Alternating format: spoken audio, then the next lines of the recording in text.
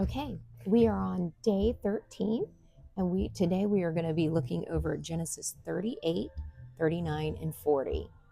Let's go ahead and go into prayer. Dear Heavenly Father, I thank you so much for everything that you do. And Father God, I just want to take a moment for our country and our nation, and I just pray for our law enforcement, for ICE, Border Control, police, first responders. I just pray that you have your hand over them, you protect them, that people understand the importance of law and order, of rebellion, that we do not rebel against those in authority.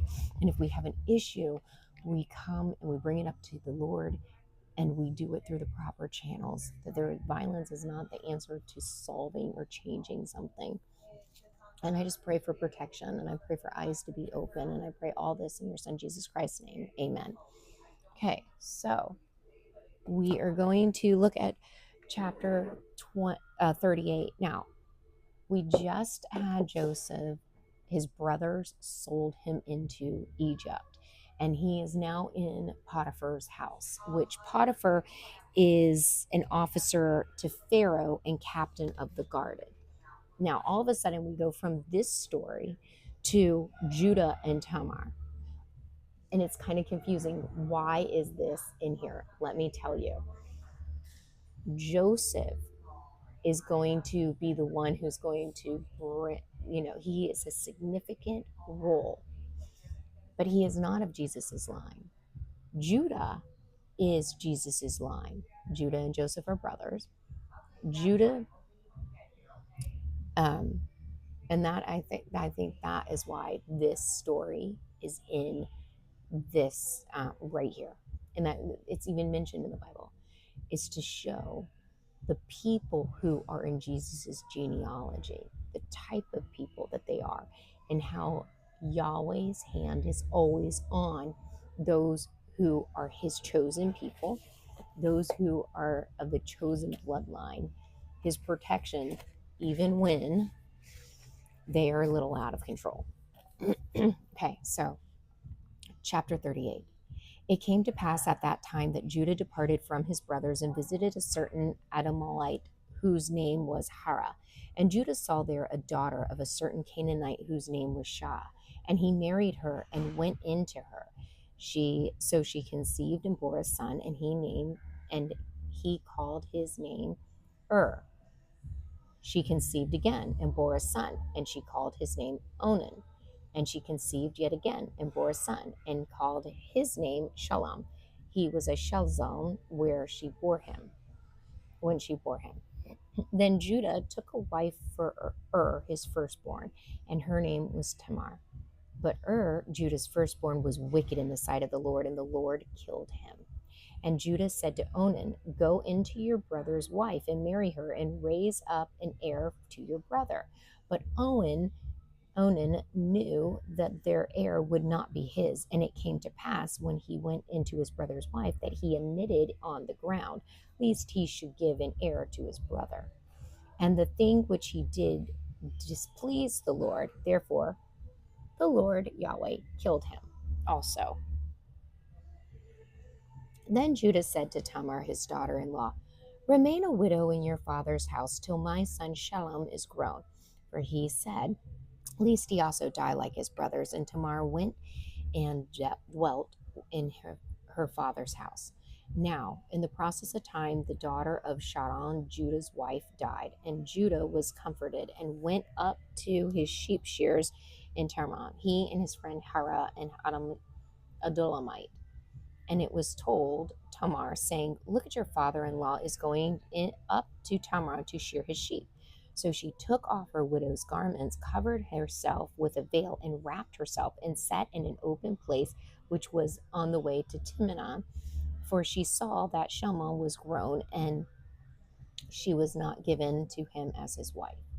When Judah saw her, he thought she was a harlot, a prostitute, because she had covered her face.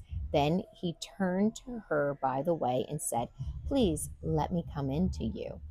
For he did not know that she was his daughter-in-law. So she said, What will you give me that you may come into me? And he said, I will send you a young goat from the flock. So she said, will you give me a pledge till you send it? Then he said, what pledge shall I give you? So she said, your signet and cord and your staff that is in your hand. Then he gave them to her, and he went into her, and she conceived by him. So she arose and went away and laid aside her veil and put on garments of her widowhood. And Judah sent the young goat by the hand of his friend the Adamite to receive his pledge from the woman's hand. But he did not find her. Then he asked the men of that place, saying, where is the harlot who was openly on the roadside? And they said, there is no harlot in this place. So he returned to Judah and said, I cannot find her. Also, the men of the place said, there's no harlot in this place. Then Judah said, let her take them for herself, lest we be shamed. For I sent this young goat, and you have not found her. And it came to pass about 3 months after that Judah was told, saying, Tamar, daughter-in-law, was playing the harlot. Furthermore, she is the child by harlotry. So Judah said, bring her out and let her be burned. When she was brought out, she sent to her father-in-law, saying, by the man to whom these belong, I am with child. And she said, please determine whose these are, the signet and cord and staff. So Judah acknowledged them and said, she has been more righteous than I, because I did not give her to Shalom, my son, and he never knew her again. Now it came to pass at that time for giving birth that, behold, twins were in the womb. And so it was, when she was giving birth, that the one put out his hand, and the midwife took the scarlet thread and bound it on his hand, saying, this one came out first. Then it happened, as he drew back his hand, that his brother came out unexpectedly. And she said, how did you break through? This breach be upon you. Therefore his name was called Perez. Afterward, these brothers came out, who had the scarlet thread on his hand, and his name was Zara. So we see, just recap of chapter 38, Judah marries, has children. He has 3 sons. He goes and he marries the oldest son off to Tamar. He is an evil, wicked man, and the Lord just takes him out. And then the rule was that instead of her just becoming a widow and being left out, to carry on the bloodline of the oldest son, then the brother would marry the wife of the deceased brother. So she goes and marries her brother-in-law, and he decides, yeah, I'm not gonna give any like children to her, because that would be considered my brother's son or child. So he goes and he refuses. So he just lets the semen go everywhere. He did this pull-out method back then. God does not appreciate that and takes him out. Judah goes, hey, I know I got that 3rd son, and technically you should have the 3rd son. So just go back to your father, live with him, and then when he's of age, I'll go ahead and let you marry him. She goes back, lives with her father, and then when the youngest son is of age, Judah says, he never brings them. So then that's when Tamar takes things into her own hands. She dresses like a harlot, sits on the side of the road, waits for her father-in-law to pass by, waits for Judah to pass by. Judah is enticed and says, hey, let's go. She says, all I need for payment is your staff and your signet. And that's good enough for payment. And then you can bring me payment later and I'll give you it back. Well, she disappears. She gets pregnant, then disappears, so he can't really pay her, but she has proof of whose child this is. 3 months later, it's known that she is pregnant. It gets out, and Judah is livid. He pulls her out and says horrible things, says, look, she's a harlot, kill her, because that's what you're supposed to do. And she says, well, Whoever owns this staff is the Father. And sure enough, it proves that he is the Father. He marries her, never does anything again, and she bears 2 children, twins. All right, so that's the recap of Jesus's bloodline. It's not as squeaky clean as I once thought. Chapter 39. Now we're going back to Joseph. Joseph has been sold into Egypt, and he is a slave. He is a slave to Potiphar, to Potiphar. Chapter 39. Now Joseph had taken down to Egypt, and Potiphar, an officer of Pharaoh, captain of the guard, an Egyptian, brought from him the Ishmaelite who had taken him down there. The Lord was with Joseph, and he was a successful man, and he was in the house of his master, the Egyptian. And his master saw the Lord was with him, and that the Lord made all he did to prosper in his hand. So Joseph found favor in his sight and served him. Then he made him overseer of the house and all that he had put under his authority. So it was from that time that he had made him overseer of his house and all that he had, that the Lord had blessed the Egyptian's house for Joseph's sake. And the blessing of the Lord was on all that he had in the house and in the field. Thus he left all that he had in Joseph's hand, and he did not know what he had except for the bread which he ate. Now Joseph was handsome in form and appearance, and it came to pass after these things that his master's wife cast longing eyes on Joseph, and she said, "Lie with me." But he refused and said to his master's wife, "Look, my master does not know what is with me in the house, and he has committed all that he has to my hands. There is no one greater in this house than I, nor has he kept back anything from me but you, because you are his wife. How can I do this wickedness, this great wickedness, and sin against God, Yahweh?" So it was, as she spoke to Joseph day by day, that he did not heed to her to lie with her or to be with her. So it was, as she spoke to Joseph day by day, that Joseph did not heed her to lie with her or to be with her. But it happened about this time when Joseph went into the house to do his work, and none of the men of the house was inside, that she caught him by his garment, saying, "Lie with me."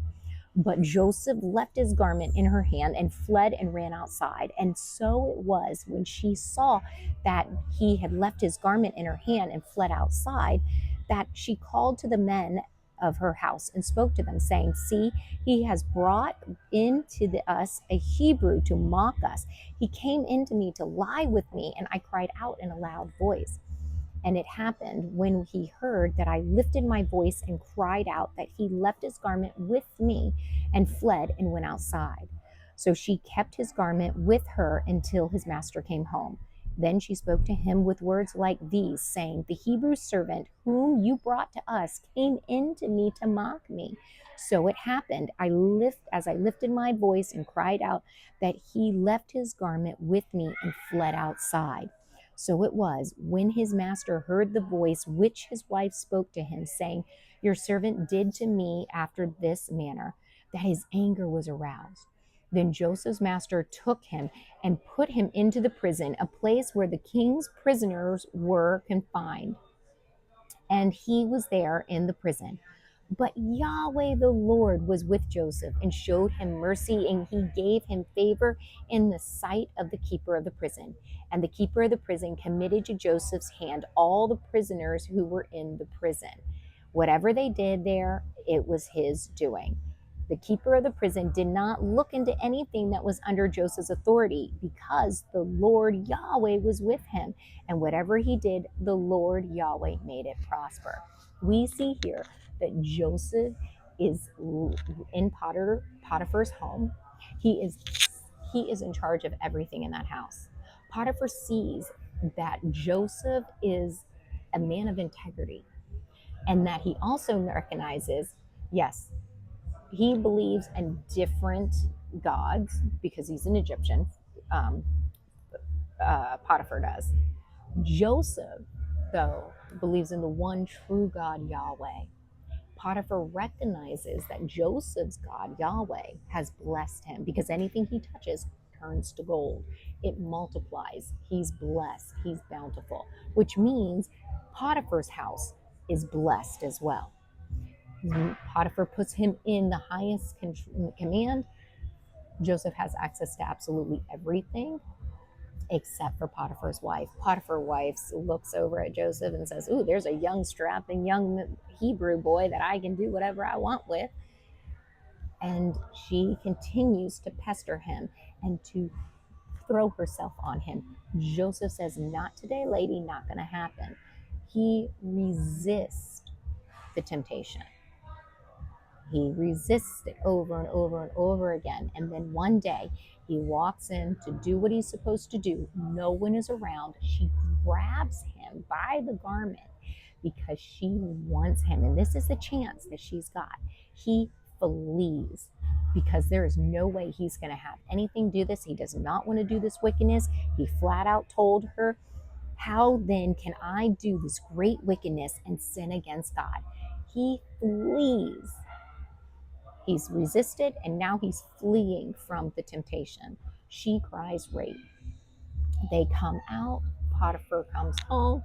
She tells him he raped me. Potiphar is livid and throws Joseph into prison. This is not the normal prison. This is a prison where the servants of Pharaoh are thrown into. Joseph, because he just exudes a love for the Lord and God's hand on him, his protection, the fact that anything that Joseph touches prospers. So even in prison, this is recognized by the jailer who runs everything, and he puts Joseph in charge. Joseph is now in charge of everything in that prison, and lo and behold, anything he says goes. He has access to the entire prison and to all the prisoners, and he runs the prison pretty much. So now chapter 20. It came to pass after these things that the butler and the baker of the king of Egypt offended their lord, the king of Egypt. And Pharaoh was angry with his two officers, the chief butler and the chief baker. So he put them in custody in the house of the captain of the guard in the prison, the place where Joseph was confined. And the captain of the guard charged Joseph with them, and he served them, and they were in custody for a while. Then the butler and the baker of the king of Egypt, who were confined in the prison, had a dream, both of them, each man's dream in one night, and each man's dream with its own interpretation. And Joseph came into them in the morning and looked at them and saw that they were sad. So he asked Pharaoh's officers who were with him in the custody of his Lord's house, saying, "Why do you look so sad today?" And they said to him, "We each have had a dream, and there is no interpretation, and there is no interpreter for it." So Joseph said to them, "Do not interpretations belong to God, to Yahweh? Tell them to me, please." Then the chief butler told his dream to Joseph and said to him, "Behold, in my dream, a vine was before me, and in the vine were 3 branches. It was as though it budded, its blossoms shot forth, and its clusters brought forth ripe grapes. Then Pharaoh's cup was in my hand, and I took the grapes and pressed them into Pharaoh's cup and placed the cup in Pharaoh's hand." And Joseph said to them, "This is the interpretation of it. The 3 branches are 3 days. Now within 3 days, Pharaoh will lift up your head and restore you to your place, and you will be putting Pharaoh's cup in his hand according to the former manner when you were his butler. But remember me when it is well with you, and please show kindness to me. Make mention of me to Pharaoh and get me out of this house. For indeed, I was stolen away from the land of the Hebrews, and also I have done nothing here that they should put me into the dungeon." When the chief baker saw that the interpretation was good, he said to Joseph, "I also was in my dream, and there were 3 white baskets on my head. In the uppermost basket were all kinds of baked goods for Pharaoh, and the birds ate them out of the basket of my head. So Joseph answered and said, this is the interpretation of it. The 3 baskets are 3 days. Within 3 days, Pharaoh will lift off your head from you and hang you on a tree, and the birds will eat your flesh from you. Now it came to pass on the 3rd day, which was Pharaoh's birthday, that he made a feast for all his servants, and he lifted up the head of the chief butler and of the chief baker among his servants. Then he restored the chief butler to his butlership again, and he placed the cup in Pharaoh's hand. But he hanged the chief baker as Joseph had interpreted to them. Yet the chief butler did not remember Joseph, but forgot him. So we're ending today with Joseph being in charge of the entire prison. 2 of Pharaoh's servants come in, they get thrown in, and Joseph ends up being in charge of them, but serving them. He goes in one day and he sees that both of them are disgruntled, they're sad, and he says, what's going on? Hey, we both had dreams and there's no interpreter. Joseph says, listen, interpretations are not for men, they're for Yahweh to interpret. So tell me your dreams. They go ahead and they tell him. Joseph says in 3 days to the butler, the Pharaoh's going to remember you and you are going to be restored to being a butler again. And the other guy, the baker, goes, ooh, that was good. Tell me my dream. This is what mine is. He tells him, and Joseph says, oh, in 3 days, Pharaoh's going to chop your head off and then hang you on a tree. Not really pleasant. 3 days later come, Pharaoh's birthday is happening and they're celebrating. He takes both of them out of prison, and the butler is restored. The baker's head is chopped off. Joseph's interpretations of the dreams come to premonition. They come true. Now, after Joseph was explaining and interpreting the dream for the butler, he tells him, when you are in favor, please remember me and be kind to me and tell Pharaoh about me. Like, get me out of this place. The butler gets out, but he completely forgets about Joseph. He does not help Joseph at all. And that is where we're going to leave. You guys remember that you are the salt and the light of the world, so go out and be that.